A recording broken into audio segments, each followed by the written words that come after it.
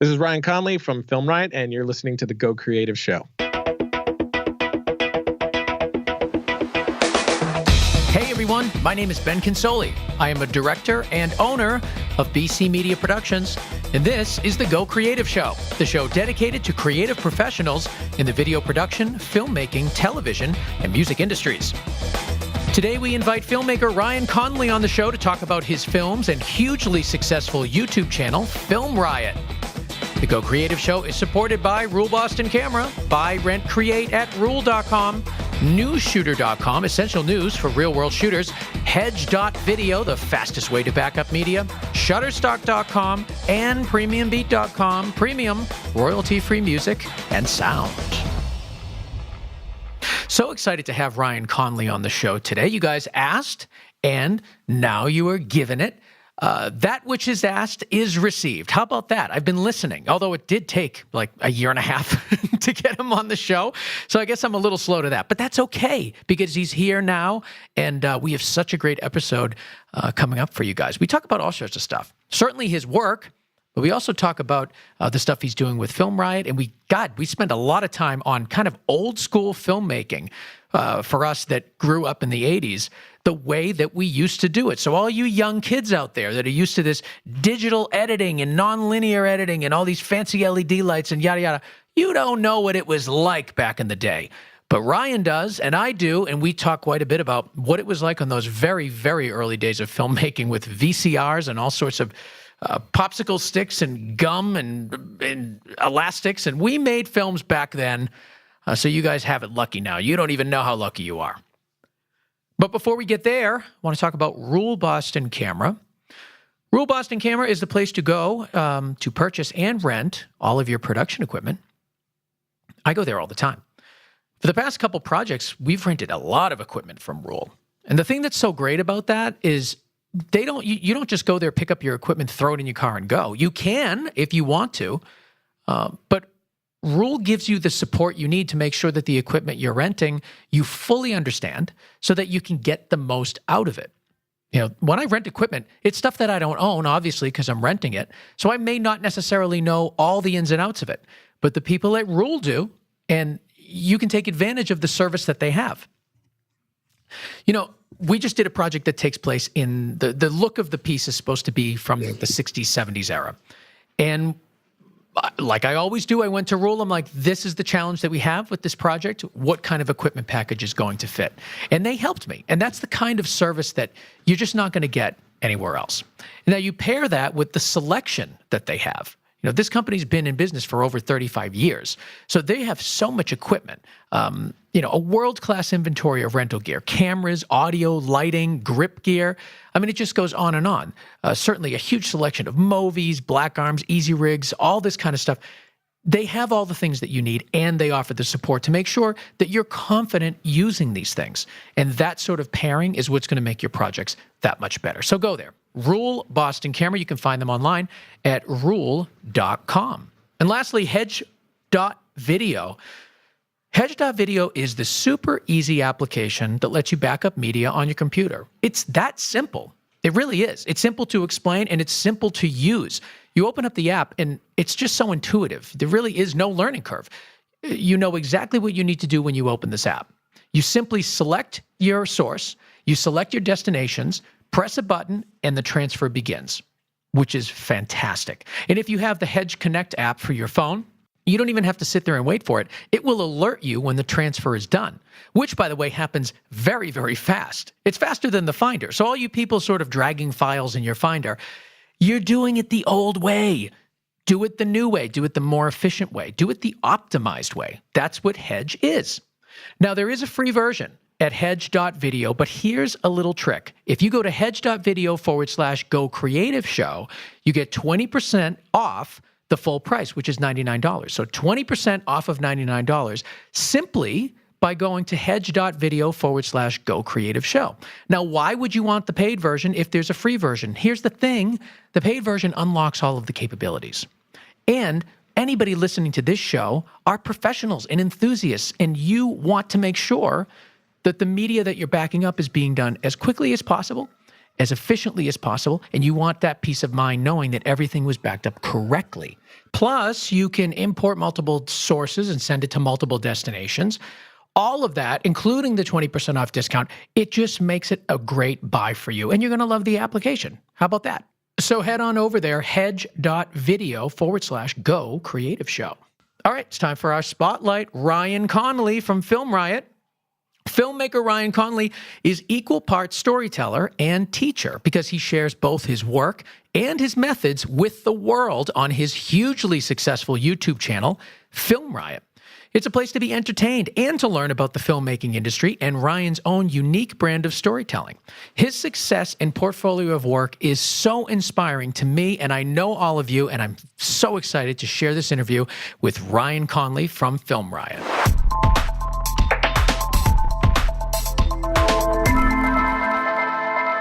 All right, we're here with Ryan Connolly, filmmaker, and I guess YouTube personality, which is kind of the incredible thing about this whole thing. I mean, your story is inspirational. The work you do is incredible, and what you've done with Film Riot is really something that I think is what we all aspire to do, and that's basically get your films out there and share how you do it with your audience, and you just have the whole package in them. So thankful to have you on. Thanks, man. Appreciate that. Let's start kind of at the beginning. I mean, where? Let's do it. Yeah, I mean, where did this Ryan Connolly filmmaker inspiration come from? Is this something that you've always wanted to do since you were young? Yeah, I can't ever remember not wanting to do. I can remember a time where I didn't realize that I could be a filmmaker, but I can never remember a time that I didn't want to be a storyteller. Like the same thing that I focus on now is even I remember just thinking that way as a kid, just wanting to take what's in my head and give the people I'm trying to express this to an experience of what was in my head. And I can never remember not wanting to do that and that alone. And I've sort of just chased that ever since, and then figured out that, oh, video cameras are a thing, and I can make you specifically see what it is that I want you to see. You can see, you have to see it through my eyes. And then that turned into, oh, filmmaking is a thing. There's people who actually, this is just what they do. And then, Jurassic Park, which is probably why I have such an affinity for it, was the film that made me realize that a director is a thing. And this Steven Spielberg guy is specifically the person who crafted all this to give me that experience I just had in the theater, which at the time was an experience I never had before because my parents are a little more strict on films and whatnot. So I was like 11, and that, a film that was, had horror elements to it, I'd never been allowed to see anything like that. So it was such an extreme experience of feeling unsafe while totally being safe that I'd never had before. And that kind of changed everything for me mentally. You always talk about Jurassic Park. That is like a big turning point for you. It's interesting. Why do you think you responded so strongly to it? I think it was just everything about, like, I was truly, for the first time ever, I was truly concerned about the characters I'd seen on screen. And I remember, even as a little kid, like thinking about the trailer. Oh no, there's scenes that she's in that hasn't happened yet. She's going to be okay, but still being like, oh my God, what's going to happen? And that being able to have that roller coaster ride and really feel something. And I remember even feeling something about that, father children theme that they have in there, even at 11 years old, connecting with that and the characters in ways that I never had before. Because again, it went from seeing very specific types of movies because I was young and not allowed to see the others to seeing something like this, which I'd never seen before. So it was such a heavy hit on all avenues, especially because, at the time, the dinosaurs, even for adults, was a game changer. And how is this even possible? I'm looking at actual dinosaurs. So on top of everything else, it was the most amazing magic trick I've ever seen in my life. So I think it was just that. It was just the clicking of what I'm feeling right now. That's it. It was the realization of that's what I've been chasing. Like, being able to give someone that feeling, that experience for 2 hours, that's exactly what I haven't been able to like quite put my finger on, but knew that I was, chasing after. And then just the style of it, everything all together just clicked with me in such an extreme way. How old were you during that time? Like when you first saw it, how old were you? 11. 11. All right. So yeah, I mean, that really is, as like an 11-year-old boy, a movie like that has everything. I mean, kids are always obsessed with dinosaurs, first of all. Oh, yeah. And to have something. Well, that's the only reason I was allowed to see it, thankfully. I was so obsessed with dinosaurs. I had tons of dinosaur books and toys, and I constantly was begging my mom to take me to the library to get another dinosaur book or a documentary on dinosaurs. So this movie came out and they were like, well, we have to let him see this. So it was thanks to my extreme love of dinosaurs that got me to be able to see that movie. Well, there's humor in it too. And I think when somebody watches your work, your short film work, it kind of has that. There's a mystery. You never quite know exactly what's going to come next. There's a little bit of silliness in it. There's a little bit of humor in it. All of those things are kind of in Jurassic Park. It's in a lot of movies, certainly, and it's certainly in Steven Spielberg's work. But that one in particular, there's a humor in there that never distracts you from the film. It doesn't detract from the fear, but it supports the story. And I think you're able to do that in your films. Oh, thanks, man. That's a huge compliment. Yeah, it's definitely like the full package for me. Jurassic Park is. And I mean, it's not even nostalgia. It's just a really great film. It's one of the best of all time. Even if I didn't see it at 11, I would still think that. And it's definitely one that I've studied over and over again, but there's plenty of others. Like Mission Impossible when I was young was a huge influence on me. And then as I got Hitchcock for sure when I was young was a huge influence on me. And then as I got older, Scorsese and Ridley Scott and David Fincher were all massive influences. I feel like the filmmaker I am is like a mashup of those influences, probably. What about behind the scenes stuff? Like, were you the type, as young Ryan Connolly sitting there watching, did you try to seek out any sort of behind the scenes information? I mean, obviously not as much was available then as now. Was that something you always loved?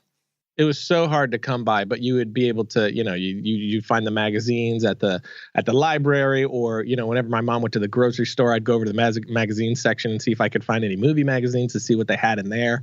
And then the best thing that ever existed for me was Movie Magic on the Discovery Channel when I was a kid, that they would show you behind the scenes of stuff. And I remember seeing behind the scenes of like, I think it's called Chill Factor. It was like Cuba Gooding Jr. movie, and then like Independence Day, Terminator, stuff like that.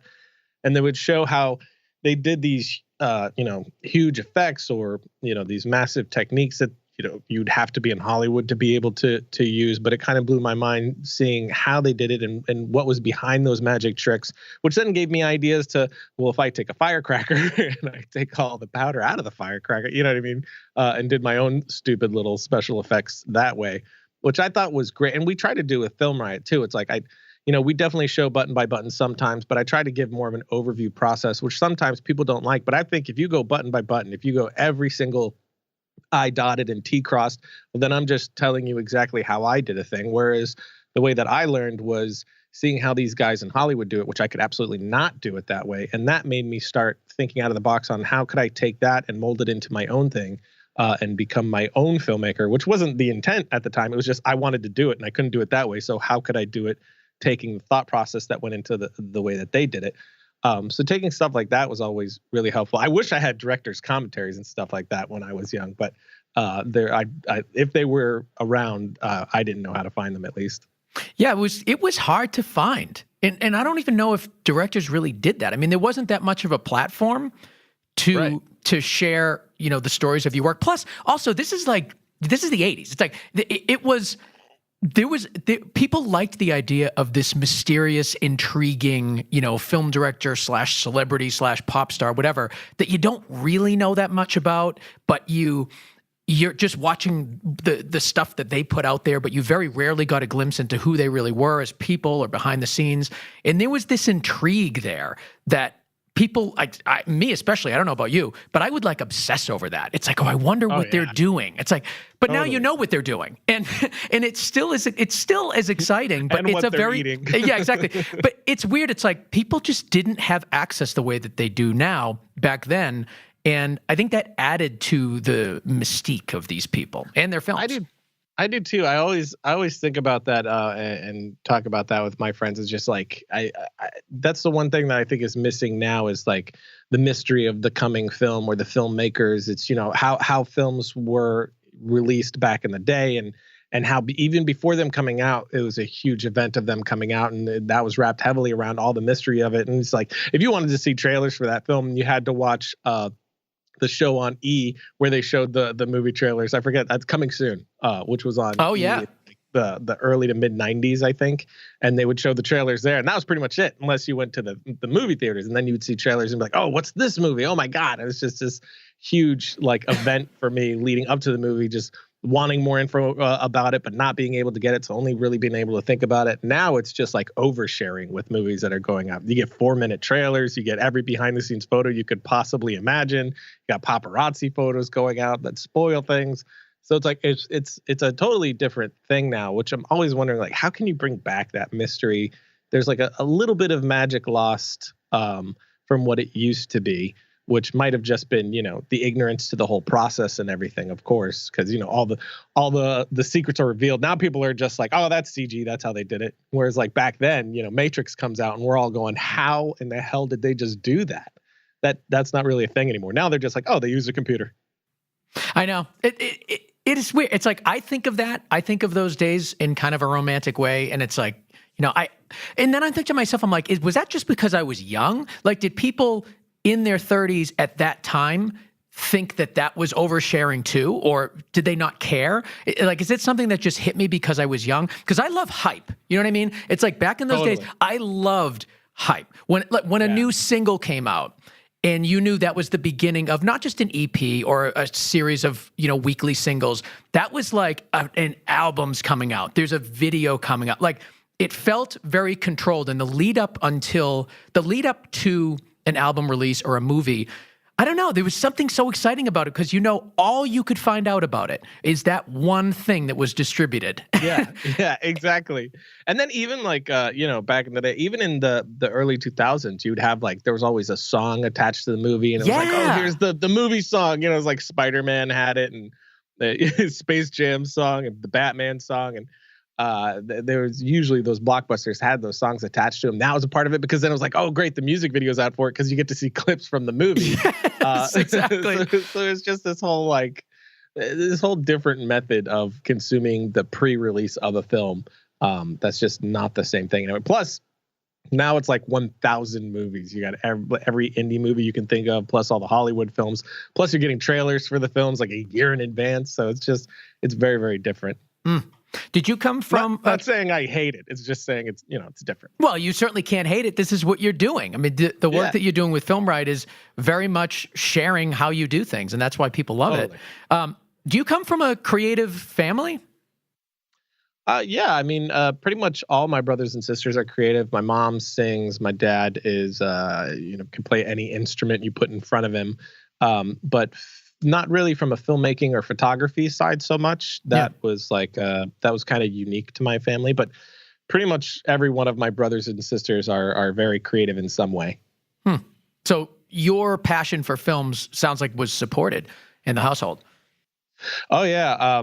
And that's a big credit to my parents, because when they brought home the video camera, they said like my eyes lit up, and I actually remember, looking through the viewfinder and thinking that like, oh my gosh, I can actually get them to see because I remember having such a frustration when I would do my, little kid, hey, everybody sit down, I'm going to do a play for you thing. Yeah. and they're not responding. And it's like, you're not seeing it how I'm seeing it. That's the problem. So I remember actually thinking that at a very young age of like, oh my gosh, I can get them to see what I'm seeing.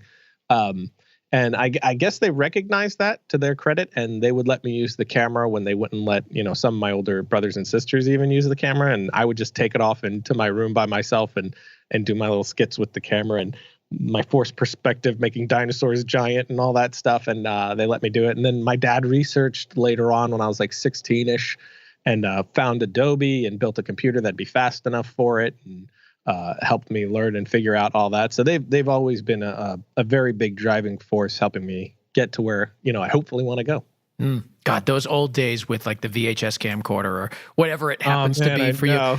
I mean, there's so much. Well, I look at I have like tapes and tapes and tapes of just crap, but I love them. They're so silly and so stupid. Well, it's fun to watch too, and like sometimes where you're like, hey, that was actually, I was on the right path there. Like, I understood that the 180-degree rule was a thing inherently somehow, and that pacing wasn't so bad. So it's interesting to go back and look at, like, you see where you did like find inspiration, at least, subconsciously, from the films that you watched and were trying to mimic, and was actually on a right direction. That's really interesting. Plus, it was always really fun to, like, you shot it on VHS and you try to do the, just record and stop to be your editing. But in the end, you go VCR to VCR, and I would take like a Walkman or CD Discman, depending on what year it was, and connect it to the second VCR so I could add music to it. Oh God, yes, I remember those days. Yeah, dude, it was the closest we ever got to cutting on film, really. I know. Oh my God. I mean, as we're talking, it's like the memories are flushing back, because I remember taking over the family TV for hours doing my stupid 2 VCR editing system, and then forcefully making sure everybody watches these things. Yeah, I just remember hearing from my parents' room, "Where's my VCR?" I'm like, I know. "Oh, I'll bring it back." Yeah, my God, it's like, I remember, because the way during the summer, my parents had a house. It was like across the street from a beach where we live in New Hampshire.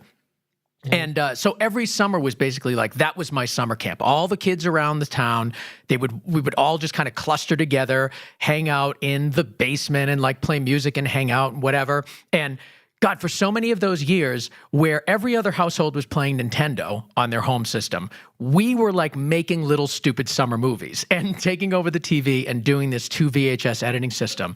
And it really was like, you're right. You look back at those films and you're like, yes, this is obviously not good, but you're looking at the little details of, oh, okay, I understood dialogue. I understood like when to cut from person to person. Like things like that you actually can discover in your old work. And I think that's kind of cool. Yeah, even camera movement. It's like, it's interesting in some of those old ones that kind of my style existed already, which is obviously just, the inspiration, that I took from the filmmakers I loved. But, my style was kind of already in there. It was just really, really bad, but you could kind of already see it, which is very, very interesting that you kind of carry that, throughout, and hasn't altered. I mean, alters totally, but, it's still kind of the seed of it was there. So young Ryan Connolly turns now into young adult Ryan Connolly. How are you transitioning into doing this type of work more professionally? What were your steps? Well, I went to film school because at the time there wasn't really any information like there is now. It's like I always say, it just felt like everything was held tight to the chest. It was like magicians don't reveal their secrets type stuff. And it's like, when you don't know anything at all, even trying to find the information is really difficult, because I remember trying to find out, like, all right, I know there's things that you can use to edit. What do I get? And I'm looking at like A/B switchers, thinking that might be what I need to like edit, because I don't know. I don't know what any of this stuff is. And then, like I said, after that, my dad like researched and figured out Adobe and got that for me. But even going to the library to try to find the right book to read was like, I don't even know. Do I read this? Do I read that? Does this have anything to do with that? So, it was just, for me, it was just figuring it out on my own for a very, very long time. I went to youth group when I was younger, which was a great way to sort of get my foot in the door of showing something to an audience and getting immediate feedback. Very similar to like what YouTube is kind of now. Yeah. I'd make my little sketches and short film, and they pretty much gave me free reign. I did a lot of stuff I probably shouldn't have done for a youth group, but I would make my action films or whatever it is I wanted to make, and I would show it, to that audience, and get laughs or gasps or whatever, or silence, bad silence, and I learned a lot from that. And then I finally ended up being able to go to film school. Went a little bit later on, probably like 2 years later than I should have, because I was trying to figure out how to get there to begin with. Yeah. And then did that. And then I went to Full Sail because it was this year-long technical school, which is what I wanted. I put a lot of thought into it, and it was like, I didn't want to go to a 3-4 year school where somebody was going to teach me theory on story and how to tell someone a story. I just felt like that was something that I wanted to find on my own and, craft on my own and become my own voice without having that sort of interference, for better or worse. I don't know if that was a good idea or a bad idea, but that's the reason I went to a very short technical school. I just wanted enough knowledge to be able to start learning once I left, if that makes sense. And that's pretty much exactly what happened. I went there, I got all the info I needed to know, all this, the starting points, so I could really get out there, start doing stuff professionally, and start learning by doing. After that, I took on like 3 jobs to kind of build up my funds to get my gear. Finally got that, and then just did anything I possibly could. It was pretty much all free work, just anyone locally that would let me shoot, their band at a live event, or a music video for them, or, a really terrible commercial for a local business. Whatever I could do, I was doing, while doing my own little like short films and scenes. I didn't do a lot of like full short films. I kind of was already doing what I did with Film Riot once that started, where I'm not doing this complete full short film. I'm more doing these scenes or sketches, because for me it was always, I don't want to spend all this time trying to craft this perfect 5 minutes. I would rather focus in on 1 minute with one idea of, I'm really going to pay attention to pacing this 1 minute, and doing them over and over and over again to really figure out, how can I get the audience to feel the way I want to, instead of spending 6 months making a 5-minute short and then it just falls dead because I don't know how to do that pacing just yet.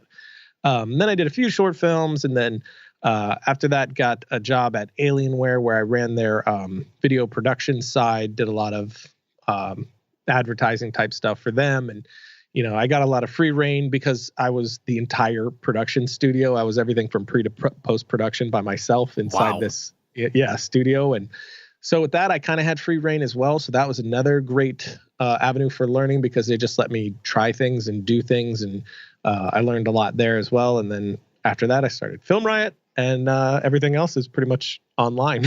So when was Film Riot? When did that start? What year? 2009. And I started 2008. I started another show called Making the Film, which was pretty much Film Riot, but I was doing it on my own and putting it up on YouTube, and it got pretty good views for back in the day. And then Rev 3 caught wind of me and then hit me up, and that turned into Film Riot. And what's Rev 3? Rev 3 was like, at the time, like NBC of the internet. You had a couple of these multi-channel networks, which is still a thing, but a little less so, it feels like now. Now we're partnered with another company called Seeker. Rev 3 is turned into like Discovery Digital, which turned into Group 9, which is with Seeker, which is where we are now. They just partner to help us, get advertisers and distribute our show and stuff like that. And what was your intention when you started Film Riot? What was the intention then? I mean, things evolve over time. We know what it is now. But what did you intend to do from the beginning? It hasn't changed really. It's, the idea has always been the same. Back then it was just like I was doing stuff and I was working on my own short films. I had already started writing and working toward the short film that I did later called Tell, and trying to figure out how I was going to make my films and all that. And I was doing a lot of stuff professionally, commercials, and it had gone pretty far at that point. And I had some friends that were kind of discouraged, and they were kind of in a place where I felt like I was before film school, except they didn't really have the opportunity to be able to go to film school. That wasn't going to work out for them, and they were pretty discouraged. And how am I supposed to do this? I can't find any good info online, because really at the time you had like camera reviews and maybe some like After Effects tutorials here and there, and like prop build type stuff from like Indie Mogul and whatnot, but you really didn't have what Film Riot was. So there was definitely this opening missing piece. And I was like, what would be interesting is, I'm still learning. I'm not going out there saying, hey, I'm a film professor, here's exactly how you make a movie. But what would be interesting is, putting what I do know so far online and then letting people follow that, because I would have killed for that when I was young, just to watch someone's progression, honest progression, from I know a little bit and I'm getting started to hopefully making, legit feature films. And, of course, being able to find an audience to actually, show my work to was a huge inspiration for that. But the idea was always being able to kind of honestly put out my trajectory to whoever wanted to follow that, and hopefully be inspired by that or learn from that, from just being very, very green with not very good episodes in the beginning, to where we are now and where we're going to be 5 years from now. Because the idea is once I'm making features, which we're very close to, that Film Riot would follow that and follow that honestly. So when I'm sweating bullets, we'll let you know. When I feel like I'm not good enough to tackle this, we'll let you know. Because that's the thing, every filmmaker friend that I have, even guys that are, I won't name names, but guys that are doing massive things in Hollywood right now, tell me the same stuff that I feel all the time. And tweets that I get saying stuff, and I'm like, I feel that way. And you know what, this guy who did this, $50 million, $80 million, $100 million feature, they felt the same thing. It's just people don't talk about that stuff. And I think that stuff's really valuable for up and coming filmmakers. Well, you look at your YouTube page and you go to top episodes, your channel for top episodes, and everyone wants to know how it's like DIY filmmaking. How do you do this? How do you do that? There is such a thirst for learning how to be a better filmmaker, and not even necessarily the films themselves, which is kind of it's kind of interesting. It's like, your films certainly have tons of views, but the behind the scenes parts, the parts about, how to make good looking film titles or infrared cinematography look, or how to create these individual looks, millions of views. And it's like, it's incredible that the thirst is out there for creation and how to create things, even more than the consumption of media. It's very interesting. Yeah, it is. And, it's even like with me, I buy a film when it has really good special features. I don't often just buy, unless they're like masterpieces that I just want to watch over and over again and study. I really only buy films when I'm interested in their special features. So it's like, I'm that way too. It's like you love the film once and you think about it and talk about it, but the how it was made, I think, pushes even further into, inspiring people and, letting them know, hey, you could do this too on whatever. Because I mean, even if you do a commercial, it's all the same stuff. Mm-hmm. Whether you're making a short film, a feature film, a music video, a commercial, it's all the same stuff. I mean, the way that you package it and, its pacing is a bit different, but the ideas behind it, how you make it look the way you want, how you connect with an audience, it really is all the same thing. Well, it seems like, that's what I do is commercial work. And for me, I'm always working with agencies. I'm working with agencies, I'm working with the clients. There's a lot of cooks in the kitchen. And even when somebody is hiring me because they like my directorial style, I still have to adhere to a lot of people's opinions and a lot of people's creative vision. So yes, it is still filmmaking, but it's restricted a little bit. Oh, for sure. More so. And I think what's interesting about what you're doing is you're kind of, at least what it seems like as a viewer, it seems like you have full creative control. You can kind of do whatever you want, and you're sort of just jumping on things that interest you.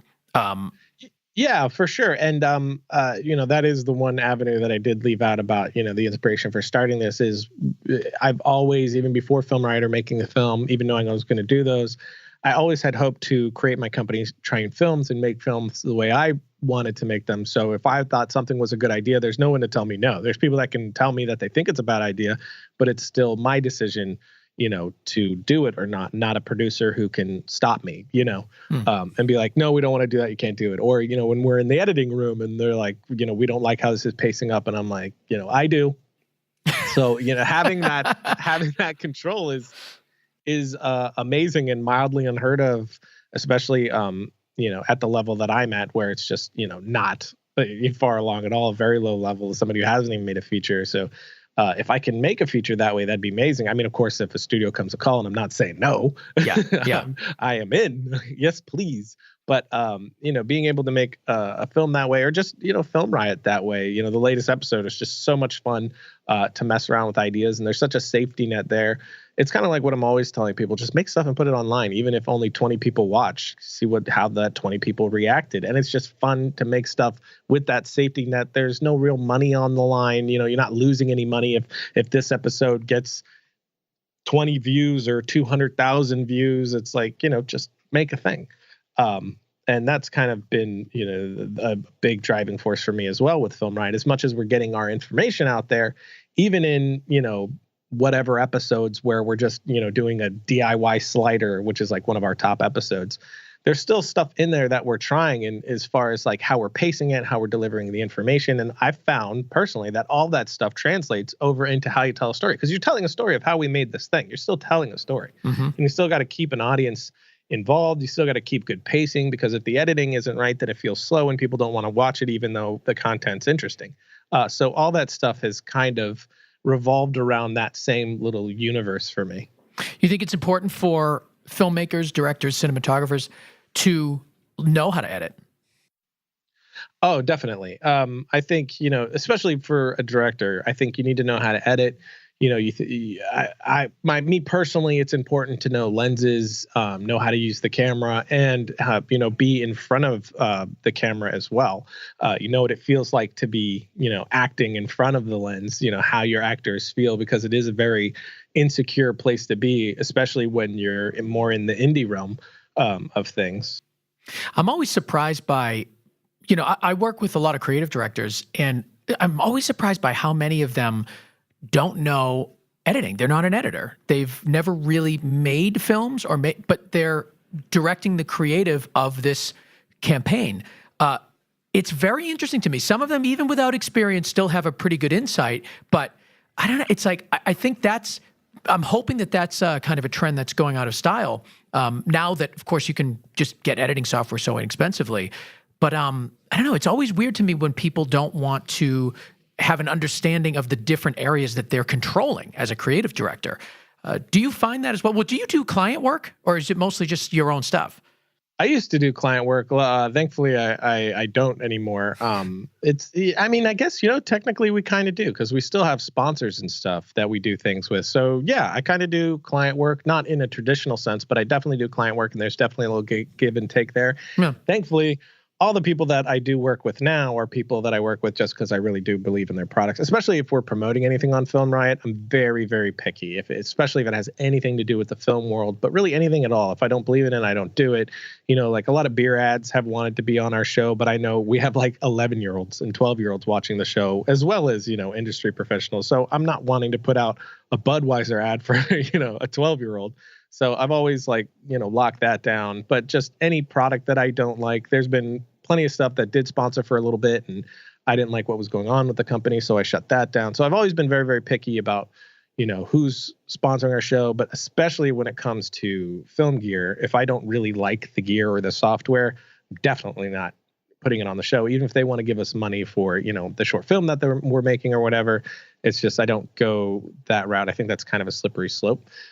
So thankfully, so far, it's just been a lot of people that I just love their company and what they do. So when I do promote, there is actual passion behind it, and usually just lines up with the messaging they want anyway, because it's coming from somebody who really just loves their stuff.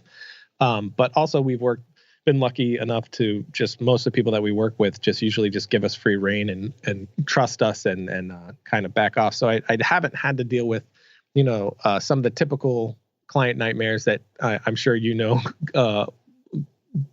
well, in probably like, I think it's been like 3-4 years since I've had to deal with that stuff, which, so, you said you do commercial work. So, sometimes it's like, it's really nice. And it's like, man, that was a great client to work with. And, they were easygoing, and even their notes were good. And then sometimes you get people who just want to put thumbprints on things. And it's like, oh my God, just let me do it. Yeah, my last two projects, well, 3 projects actually, the client experience was so great. It was like we were right on, we were in sync. They respected my opinions, they respected the opinions of the team, and their opinions were good. You know what I mean? I think it's like that's always such a great synergy. But there's been situations where I'm kind of like, I'm part of my job is taking other people's opinions and like figuring out a way to gently say no, or gently like push them towards something that makes more sense.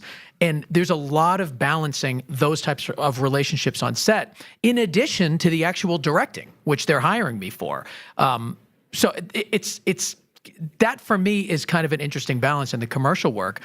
Do you feel like you have any sort of balance or responsibility to somebody other than yourself on your sets that you're trying to kind of keep relationships on track?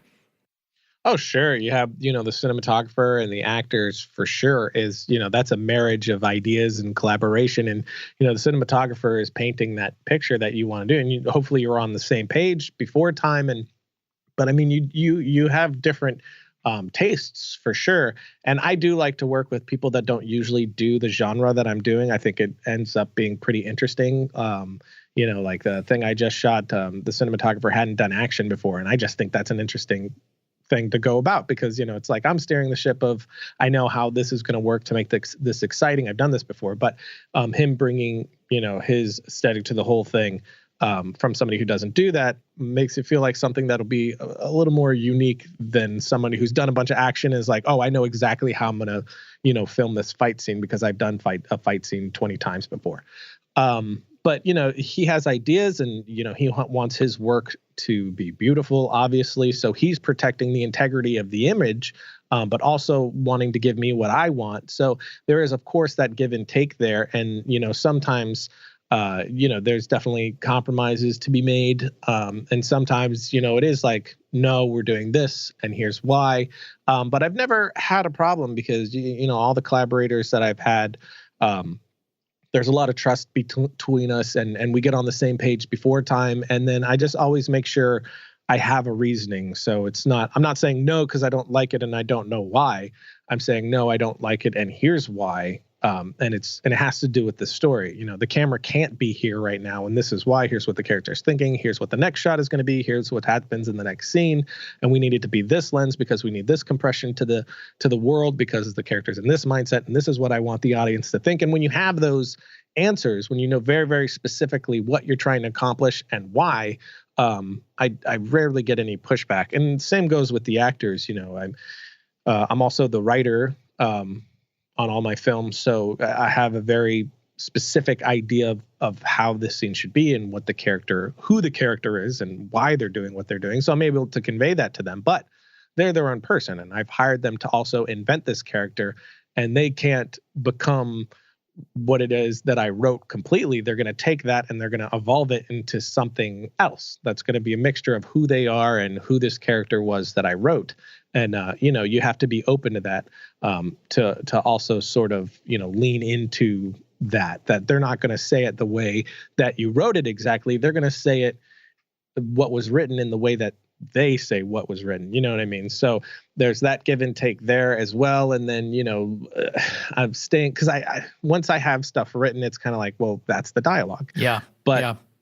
I've learned to be a lot more flexible if, an actor, with their personality and their inflection, it just doesn't sound quite right. So, how do we, go into the actor, be like, how do we say what this is saying? Accomplish what this is accomplishing, but in a different way. Like, how would you say this? Here's what this line means. Because I very rarely write specific, like I wouldn't write, I love you, I would write the character saying something that what they really just said was, I love you. I mean, obviously I would write, I love you, but that's just an example. So it's like, so how does this character say, I love you in your way? And just being open to all those things as much as possible.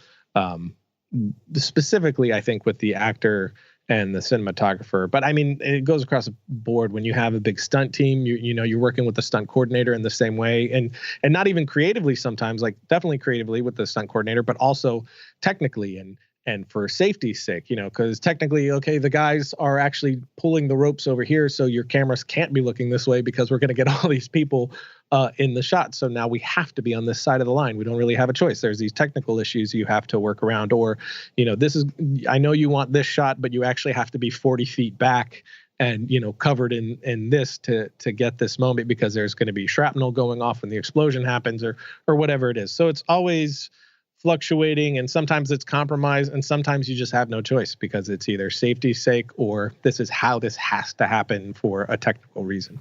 How much prep time do you usually have for your shorts? So far, there hasn't been a usual. It's anything from no prep time whatsoever to, a couple months. And then sometimes, because it's so low budget, I've learned to kind of be really mellow and chill and not freak out and sort of be like, okay, we'll see what comes. And because with how low budget it is, it's like, I don't know who exactly we're going to be able to get. I don't know exactly what kind of gear we're going to be able to get, and usually, or what location we're going to be able to get. And that often comes together in the last second. So you can prepare as much as possible, but without knowing all those factors, you can't really, are we going to be able to do a dolly shot or a movie shot, or does it have to be handheld? You don't really know. So, you can prepare as much as you possibly can, but then have to stay very, very flexible. So there's really no average. It's been a little bit of everything, but I just try to make sure I know all the whys. Here's what's happening in the scene, and here's what I want the camera to do. In a perfect world, we would be on, a Chapman Pee-wee, with a little jib on the end, and or just that boom is fine, and we'll move this way, and it'll be moving this slow, but we'll also be booming while it happens. And the reason I want to do that shot is because of X. Here's what the character's doing. Here's what I want the audience to feel. Here's what the next shot is. And then if I know that, okay, we can't have the Chapman. All right, but can we have a movie on a serene arm? Okay, we can. All right, well, let's do it this way then, and it'll alter it a little bit, but we're still accomplishing the same thing. Okay, we can't. We have to be handheld. All right, well, how do we do this handheld, but still accomplish that same why? You know what I mean? Or I want the character to feel isolated. Okay, how do we accomplish that with what we have? So it's always about figuring out the whys in every line of dialogue, every character action, the scene as a whole, the short as a whole. And then once I have all of that, that's really the prep that I make sure that I have done. Often I'm not even doing shot lists. Sometimes I do, like on the last one we just did, which is an action film. Definitely the biggest short we've done so far. We're actually shooting the second half in like a week or two. Oh, nice. But the first half is just... What's it called? Ballistic. Cool. Yeah, that one's coming out in May. And the first half is just all action. And this huge stunt team and the biggest action we've ever done, tons of practical effects and, safety concerns. But luckily we had a super pro team out in LA. And I did as much shot listing as I could, but knowing that this is action, we're trying to do like a lot with a little. It should have cost like 4 times the amount we had. So, and that's usually the way I'm doing it. I don't know if I hate myself or it's a good thing, but I'm always reaching for way further than I'm, than the means I have right now to accomplish. So it always ends up being a thing where I have to throw out the shot list and we're kind of finding it as we go. But I'm able to do that because, like I said, I'm looking at the scene as a whole or the moment as a whole, and I'm finding the whys and the intention and how I want the audience to feel, and I'm able to make decisions based off of that. So that's like the foundation of everything, and everything else can fall over. And as long as I have that foundation, we're going to be okay. Where does your funding come from? It's been a little mixed bag, mostly my own money and sponsors. So I'll go out and say like Adobe. Adobe's been a sponsor on a few things, and just tell them, it's probably not the best way to negotiate, but I'm always like, listen, I'm going to show your product either way. These are the episodes I'm going to do either way because this is what I'm using. This is what I love. But if you come in and you collaborate with us, it's not really a sponsor. I even call it collaboration because that's really what it is. Because like I said, I would have done it either way. This is what the show does. We show how to edit, and we're going to show the software. If you come in and you collaborate with us and, help us bring the budget up, it's just going to make everything look better, and it's going to be good for everybody. Because I'm showing the software either way, but if we get better budget, it makes it all look better, and then just makes us look better, you look better. So that's kind of been a big part of how we get a lot of our funding, but it always comes to me putting a lot of my own money in there. But they're all really passion projects. I don't think I've ever made a dime off of any of our short films, of course. I don't know that anybody makes money off short films. But I mean, it's just worth it because A, it's fun, and, B, each one is like its own film school. And it gives you the opportunity to dive into something you're interested in, show how well you can do under these circumstances of low budget and not a lot of time. And it's leading towards feature films. I mean, let's be honest, that's where this is going. It sounds like that's where it should go. That's where it is going. And I have no doubt about that at all. I don't know if you can. Yeah, it's just, this is where it's going. It's as simple as that.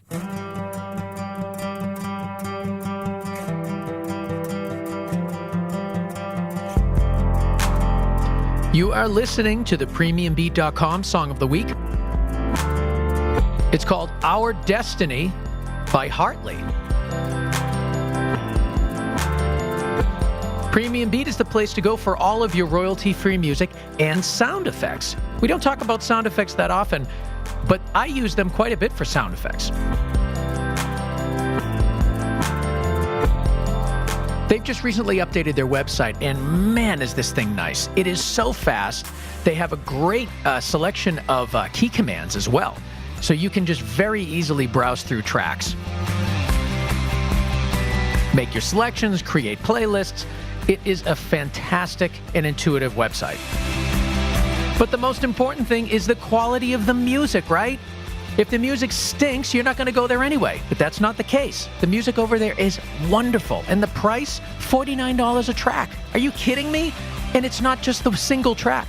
You get cut downs. You get sets of loops.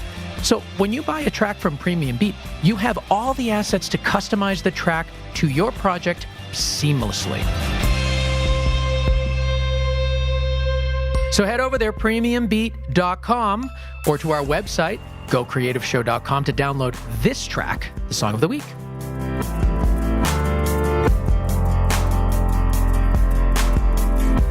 All right, and lastly, let's talk about Shutterstock. Shutterstock.com has over 8 million royalty-free video clips, and most of them are in 4K. You heard me right, 8 million. Now, when I go to Shutterstock.com, I basically do the same thing every time. I go to Shutterstock.com, I click on footage, and I start my search with the Director's Choice collections. I love these because they are masterfully curated collections of footage in all sorts of categories. I'm looking at them right now. There's 20 on there right now, or actually more than 20. I don't know what they're talking about. There's tons on here. Let's see, just one for fantasy. We have one for holographic foil. What? Exactly. That's the whole fun about it. Space, punchy pastels, a whole bunch for springtime. There's a whole thing on coffee, 4th of July, Rio de Janeiro. And the cool thing is they're all kind of put together in these great categories. And the people at Shutterstock pick the best of the best for these categories. So you know you're going to get great stuff. Now, if you just want to do your own search, by all means, type whatever you want in the search field. And I don't know how they do it, but you are met right after your search with exactly what you're looking for. I very rarely have to spend a lot of time on there because I instantly find what I need. And then I just download it, throw it into my project, and all is good in the world. And the footage is so high quality. And that's what you want. You want to make sure that what you're putting into your projects is of the same quality or better than what you're doing on your own. And that's what you're going to find at Shutterstock.com. So head over there. You'll love it. Shutterstock.com. All right. So much more to talk about. We get into some listener questions now from Twitter. So here it is. More interview with Ryan Connolly, specifically interview questions from you guys out there asking us on Twitter.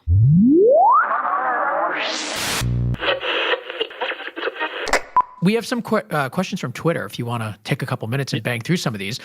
Yeah, let's do it. Let's see. How do I pronounce? I'm so bad at pronunciation and spelling and math and all sorts of stuff. Zach Sheet, S-C-H-E-I-T. I don't know how to spell, but there it is. At Zach, Z-A-C-H-S-C-H-E-I-T. He wants to know, have you ever reworked a script in post-production after complications or unforeseen obstacles during production? Not really. I mean, definitely, you always do that no matter what. Even if there aren't complications, you're altering things a little bit. I mean, we did one called 310 to Westworld, or was it Westworld to Yuma? No, Westworld to Yuma.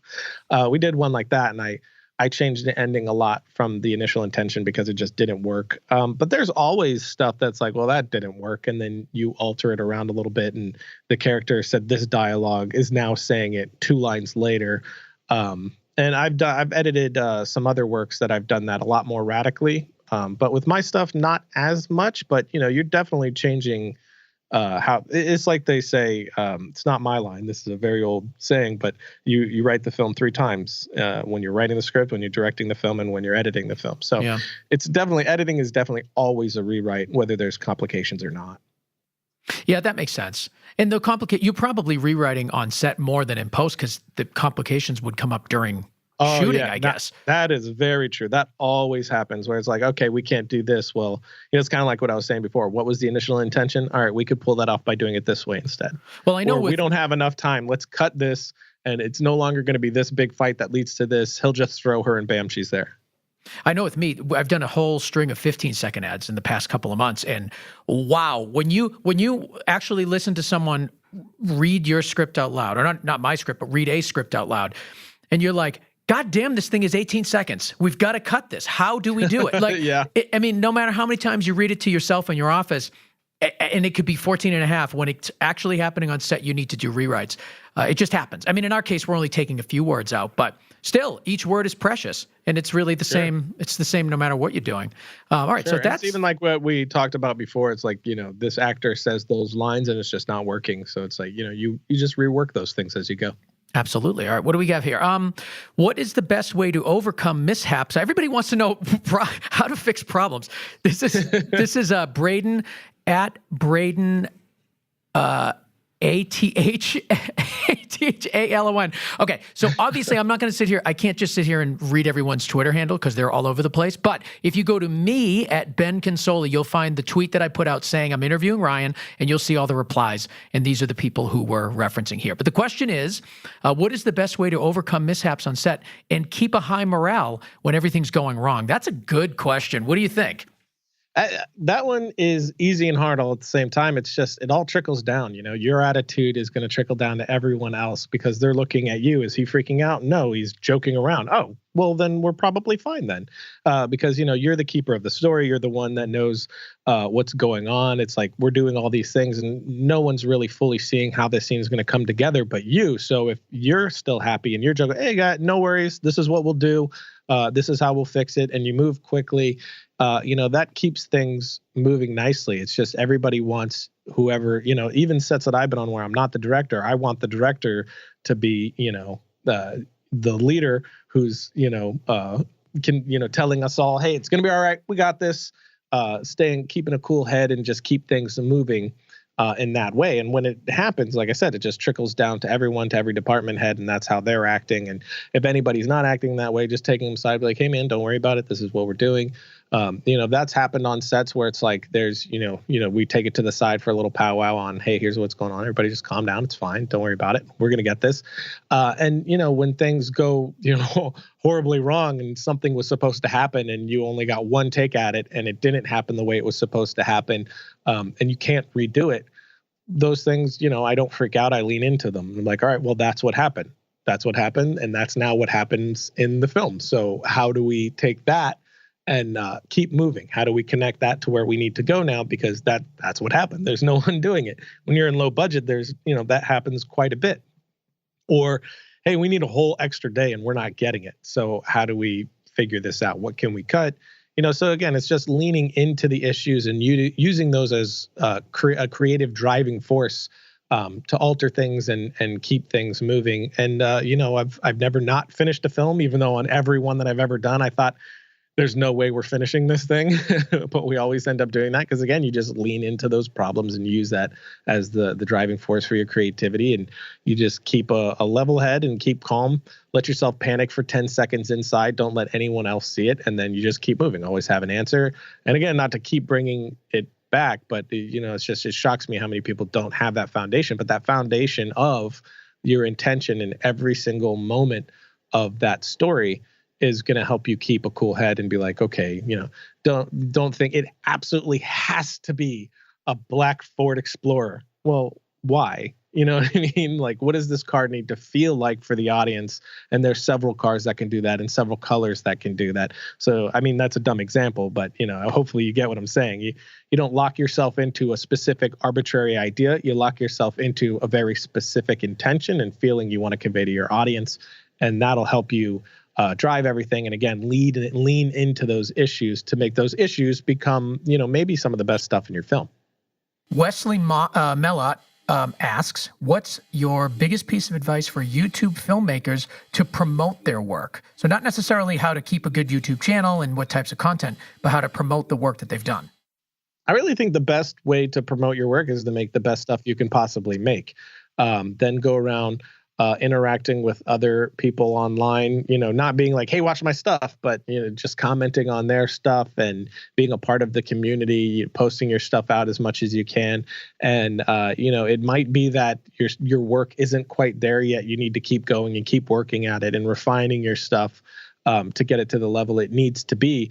That's another big problem, I think, is we are often not objective with ourselves, and that's something that I've strived really hard over the years to do. Is it's one of the reasons I haven't made a feature yet, is I've tried to be as objective as possible with myself on when I'm ready, and I feel I'm ready now. But for many years, people are, why aren't you making a feature? Why haven't you made a feature yet? And it was because 3 years ago I wasn't ready to make a feature. It wouldn't have gone the way I wanted it to go 3 years ago. Now I'm in the place where I can do that. So trying to stay objective with your work, keep working on it, keep making the best thing you possibly can. And when you have stuff that you're confident with, start posting, sending that out to blogs and whatnot, maybe tweet it to them, find their email address. Hey, this is what I'm doing. Keep it short and sweet. And, just hope that people will share that around. It's a really hard thing to do, but then on Facebook, if you've got some dollars to put to it, Facebook is a great place to, you can boost your posts. And you get a lot of bang for the buck there. You can also do pre-rolls on YouTube. So it just depends if you have a budget as well. Maybe collaborating with other YouTubers or people in the same space as you. If your work's up to par, contact companies whose products you use and see if you could do something for them, even maybe for free or for gear. And maybe they'll promote it for you, and that'll get you. So it's a slow burn, and it's a thing that takes years and years to do. And I think a lot of people also look at, places like us or, even quicker, channels that have just come online maybe a year ago and they're already at 1 million subscribers. And they're like, well, why not me? Well, you're also not looking at that person who has 1 million subscribers and seeing everything they did before they got to that point a year ago. For me, I'm on I don't even know, 15 years professionally. Trying to figure out and get to where it was a year on YouTube before I got anything. And then we've been doing Film Riot for, almost 8 years now. So it's been a pretty slow burn overall. So it takes a lot of time and a lot of passion on top of those other things that I talked about. Firehouse Creative on Twitter. They actually have a great podcast as well called Just Fix It in Post. They're asking, do you find that working with family, the same group of friends and projects has made you guys stronger, or do you try to pursue opportunities to work with fresh faces? He also wants to know how you get that perfect hair. So more importantly, let's talk about the hair. No, I mean, do you find working with the same people helps strengthen your relationships, or do you kind of like working with different people?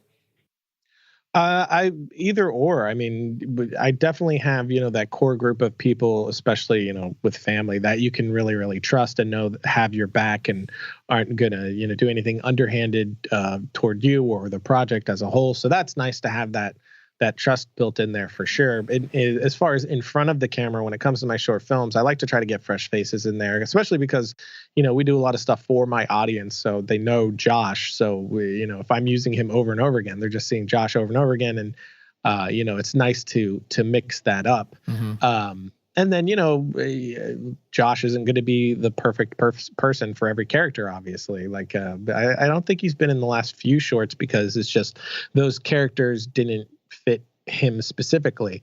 If I have a character that's perfect for him, yeah, great. But it's always about who's the best person for this job, regardless of who they are. And that's how I've always gone about that sort of thing. Or, in the beginning, it's really who can I get? It's less about the best for the job and who's the best that I'm able to get. And even now that's sort of, the case because it's so low budget, who's willing to take a pay cut to do this with me. That's also incredibly talented. And again, recently I've just lucked out a lot with the people that I actually just wanted to and asked and hoping they would say yes, but also being like, hey man, gotta let you know this is incredibly low budget. But I would love to work with you. They're just passionate and they want to do it too, or they respond to the material and they want to do it. But yeah, no, I like to mix it up for sure. But there's that core group behind the scenes that I like to keep in place. That there's just a lot of trust there. Well, the work that you do is really incredible. What you're doing at Film Riot, being able to share this information. I mean, not a lot of people would do that, want to do that, have the means to do it. And just the fact that you can create such fantastic work and share it with the world is so inspiring that I really wish you all the best. And like I said, I'm this is going to turn into feature films. There's no still question about it. And when you come back on the show, it's probably going to be to promote some big giant blockbuster. that is the trajectory. I can see it. It's a deal. But really, thank you so much for being on. What's next for you? What should people know is coming down the pipeline for Film Riot? We got Ballistic coming out in May, which is just going to absorb my entire universe until it comes out. Yeah. But we're really working on taking Film Riot to a new level, which is going to happen right around May as well. What does that mean? We're doing we've talked about it a lot on the show. Cough it up. I've said a lot on the show. It's like, the show's been sort of coasting just a little bit, but it was a decision to be made so we could be focusing on things behind the scenes to bring in other collaborators and do bigger things on Film Riot. And I think Ballistic is going to be the first step on that. I think when we release the trailer, people will get what I'm saying. But also, we just introduced a new team member. We have another team member that we're going to introduce soon. And then, even another one that's going to start making content with us, another sort of kind of show, but not. It's a part of Film Riot that we're going to start doing soon to get more information out there, and starting to team up with Hit Film to do some stuff for the channel as well.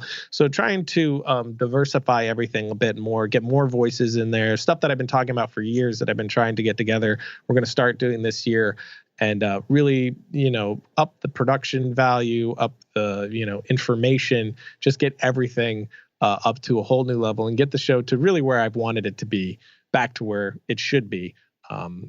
More entertainment, just being fun again, that stuff. So it's all the behind the scenes stuff. I feel like we have it all in order now, and we can finally start, pushing down on the gas pedal. How exciting. I can't wait for that. Ryan Connolly on Twitter, at Ryan_Connolly. On Instagram, same thing, at Ryan_Connolly. And of course, youtube.com/Film Riot. Thank you so much for being on. This was thank you. This was so informative and exciting, and great to finally speak with you. So all those people here on Twitter that have been saying, get him on the show, there you have it. You have it. Ta-da. I know. But thank you so much, and we'll have to have you back. Absolutely, man.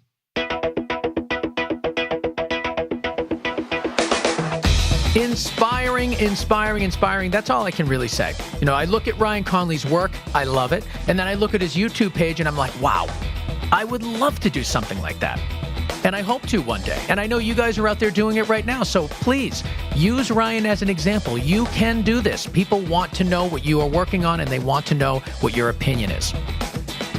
If that's the one thing you get out of this interview, then great. Of course, the other thing you should get is, wow, maybe I should hire Matt Russell to do my audio mixing. Why? Because he's the one that does all of our podcasts. He does all of my work at BC Media Production, and he's just a nice guy. And he's somebody you want to hire. So hire him over at gainstructure.com, gainstructure.com, and on Twitter at gainstructure. And while you're on Twitter, tweet us. Let us know what you think of the show, and if you have any guest suggestions.